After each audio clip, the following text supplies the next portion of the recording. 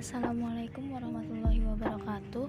Perkenalkan, nama saya Novia Rahmiyanti Nur, NPM 21160177 dari Prodi PGMI Siang, Fakultas Tarbiyah Institut Agama Islam Darussalam Martapura. Di sini saya akan membahas sedikit tentang hakikat pendidikan dan ilmu pendidikan dengan materi pokok pembahasan, yaitu yang pertama pengertian pendidikan, yang kedua hakikat pendidikan, yang ketiga fungsi pendidikan, yang keempat pengertian ilmu pendidikan, yang kelima ruang lingkup ilmu pendidikan. Pembahasan yang pertama yaitu pengertian pendidikan. Secara etimologi, kata pendidikan dalam bahasa Inggris disebut dengan education dan dalam bahasa Latin disebut dengan educatum. Kata pendidikan secara bahasa berasal dari kata pedagogi, yaitu paid yang artinya anak, serta agogos yang artinya menuntun. Arti kata pedagogi yaitu pengetahuan dalam menuntun anak. Jadi secara etimologi, pengertian pendidikan yaitu proses mengembangkan kemampuan diri sendiri dan kekuatan individu. Pendidikan merupakan sebuah proses pengubahan sikap dan etika serta perilaku seseorang maupun kelompok tertentu dengan tujuan meningkatkan pola pikir melalui pelatihan atau pengajaran serta berbagai perbuatan yang bersifat mendidik. Adapun pendidikan menurut beberapa ahli seperti menurut Ki Hajar Dewantara bahwa pengertian pendidikan adalah tuntutan di dalam hidup tumbuhnya anak-anak. Dan pendidikan menurut Ahmad D. Marimba yaitu bimbingan secara sadar oleh pendidik terdapat perkembangan jasmani dan rohani terdidik menuju terbentuknya kepribadian yang utama. Menurut Martinus Jan Langevin bahwa pengertian pendidikan adalah upaya menolong anak untuk dapat melakukan tugas hidupnya secara mandiri supaya dapat bertanggung jawab secara asusila. Dan menurut Kamus Besar Bahasa Indonesia atau KBBI, pendidikan yaitu satu sistem evaluasi untuk tiap-tiap individu untuk meraih pengetahuan serta pemahaman yang lebih tinggi tentang objek spesifik serta khusus. Selanjutnya, pembahasan yang kedua yaitu hakikat pendidikan. Hakikat pendidikan merupakan usaha sadar dan terencana untuk mewujudkan suasana belajar dan proses pembelajaran agar peserta didik secara aktif mengembangkan potensi dirinya untuk memiliki potensi spiritual keagamaan, pengendalian diri, kepribadian, kecerdasan, akhlak mulia, serta keterampilan yang diperlukan dirinya, masyarakat, bangsa, dan negara. Pendidikan mempunyai tugas untuk menghasilkan generasi yang baik, orang-orang yang lebih berbudaya, manusia yang sebagai individu yang memiliki kepribadian yang lebih baik.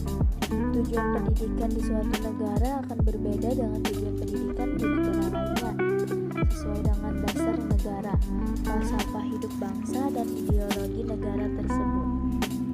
Di Indonesia dikenal istilah pendidikan nasional.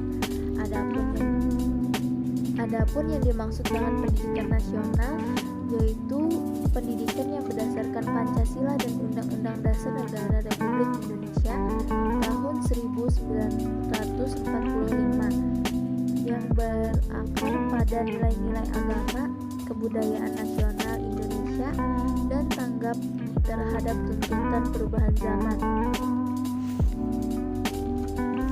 Selanjutnya yaitu fungsi pendidikan. Pendidikan di negara-negara berkembang termasuk tanah air kita, yaitu Indonesia, merupakan warisan dari pendidikan yang dibawa dan dikembangkan oleh orang barat, terutama Belanda, Inggris, Spanyol, dan Portugis.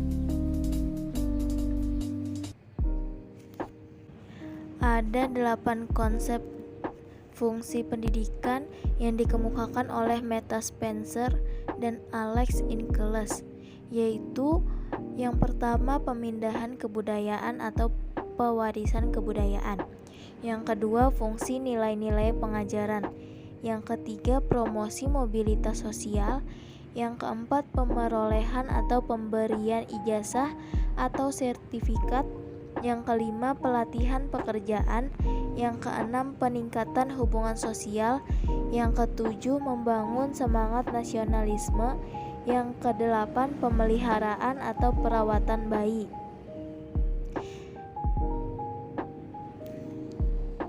Di antara fungsi pendidikan yang dikemukakan mereka tentunya menjadi fungsi pendidikan kita. Dan fungsi pendidikan menurut Hasan Langgulung secara garis besar dibedakan menjadi 3 macam, yaitu yang pertama menyiapkan generasi muda untuk memiliki kemampuan agar bisa memegang peranan pada masa yang akan datang di tengah kehidupan masyarakat. Yang kedua, memindahkan ilmu pengetahuan yang berkaitan dengan peranan dari generasi tua ke generasi muda. Yang ketiga, pemindahan nilai-nilai generasi tua ke generasi muda dengan tujuan agar keutuhan dan kesatuan masyarakat terpelihara sebagai syarat utama berlangsungnya kehidupan suatu masyarakat dan juga peradaban. Pembahasan selanjutnya yaitu pengertian ilmu pendidikan. Ilmu pendidikan atau pedagogik berasal dari bahasa Yunani yaitu pedagogus, dan dalam bahasa Latin pedagogus, yang berarti pemuda yang bertugas mengantar anak ke sekolah serta menjaga anak itu untuk bertingkah laku susila dan disiplin.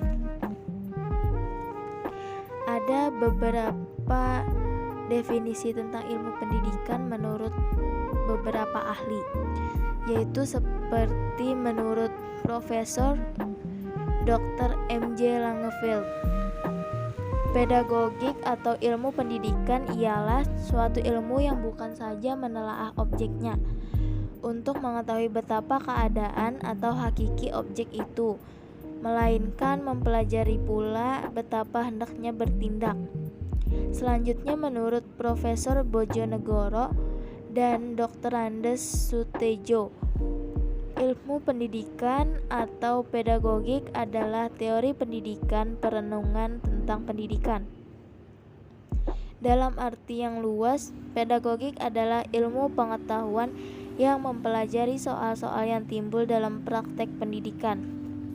Selanjutnya menurut Dr. Sutari Imam Barnadib, ilmu pendidikan mempelajari suasana dan proses-proses pendidikan. Yang terakhir menurut Profesor Dr. Endriarkara, ilmu pendidikan adalah pemikiran tentang ilmiah realitas yang kita sebut pendidikan. Dan pembahasan yang terakhir yaitu ruang lingkup ilmu pendidikan.